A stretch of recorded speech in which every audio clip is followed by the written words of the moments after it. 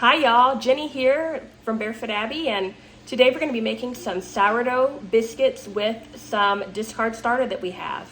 This is a great recipe for any day, any feria, any fast, anything that you would like to pair it with.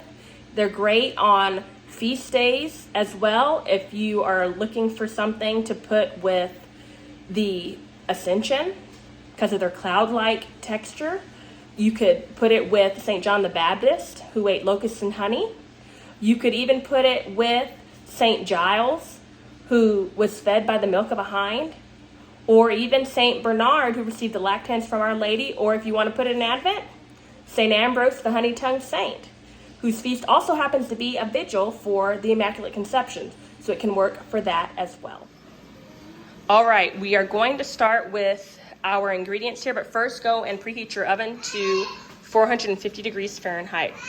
We're gonna do our dry ingredients all together first, and then we're gonna add in the fats and the liquid ingredients. I'm gonna start with 6 cups of flour, 2 tablespoons of baking powder, 1 tablespoon of salt. This is pink Himalayan salt. You can use sea salt, kosher salt, whatever you like to use.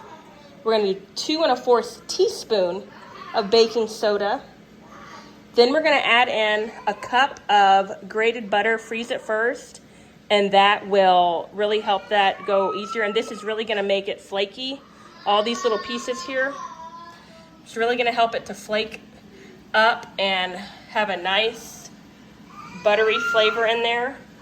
This here, we're going to do half of a cup of lard. I rendered this from our last pig, and if you don't have lard and you don't want to go out and get any, you can just do that amount of butter and add that into there as well. We're going to do 3 cups of our starter, and this is one that I just pulled out of the fridge, so it's considered a discard recipe. Then we're going to add in, for our sweetener, some honey, and that's going to be 2 tablespoons of that. And then finally, we're going to have a 1.5 cups of milk. Now we have all of our dry ingredients, so I'm just going to mix that in a little bit with the same knife that I evened off the cups of flour with. And then we're going to pour in the grated butter. May need 2 hands for that. We will see. Yeah, 2 hands. I'm going to incorporate the lard and the fats in here a little bit. And lard is made from the cleanest fat on a hog. It is the leaf lard, and it's found around the kidneys. In cows, that rendering down of that clean fat is called tallow. And medieval times, they used to dip their wicks in that, and that was their very cheap form of lighting. So this is looking pretty well incorporated, and like I said, if you don't have any lard, just add that amount of butter to the rest of the frozen grated butter. But you could always go to your local butcher and render that. It's so easy.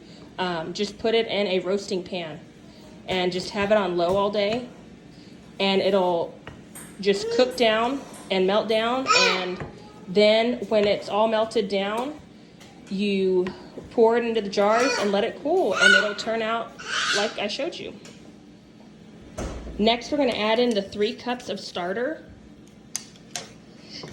and this is going to be enough for about 3 dozen, depending on the size of biscuits that you make. For our family of 10, we need that many, and there will be a few left over.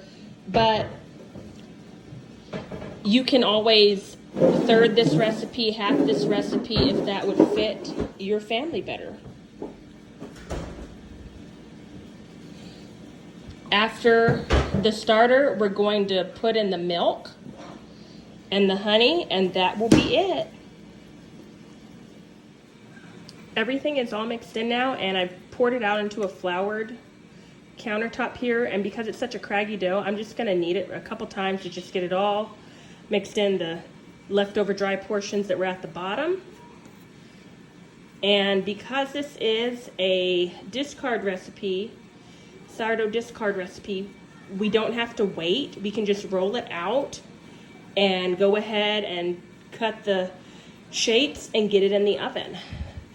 And now I do have a biscuit recipe that does not need a sourdough starter. If you haven't started that yet, I'd also be happy to mail you some starter if you'd like to get going on that journey.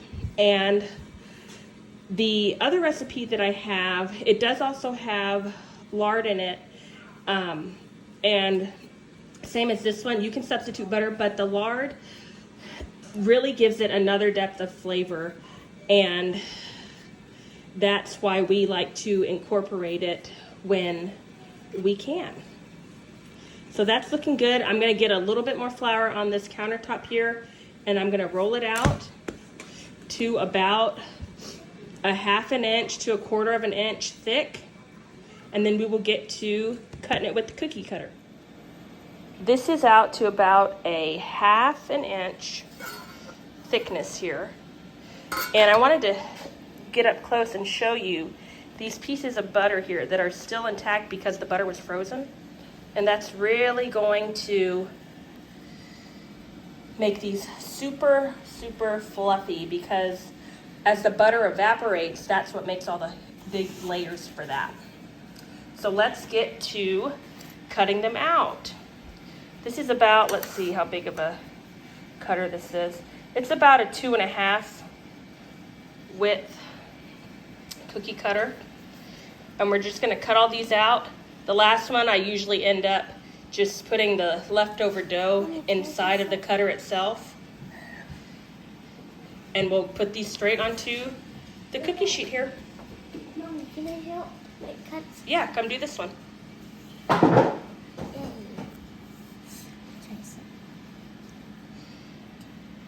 Don't want to squish it. Okay.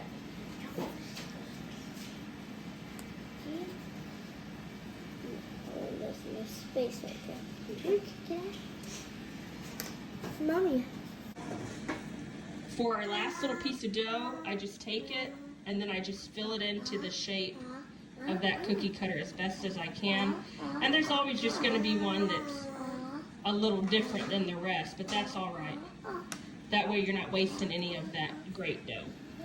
We're going to put these in for 15 minutes and start checking them, but we are going to rotate them halfway through, and then we'll see them when they're done. We ended up getting 42 out of this batch, and look at these layers. I mean, goodness. That is all that butter. Keeping it cold, fluffy, fluffy. And here's the inside. A little bit of honey or sorghum if you got it, and you are all set. Thank you for spending a little bit of your time with me in my kitchen today. And until next time, just keep living your faith each day, one feast, fast, and Feria at a time.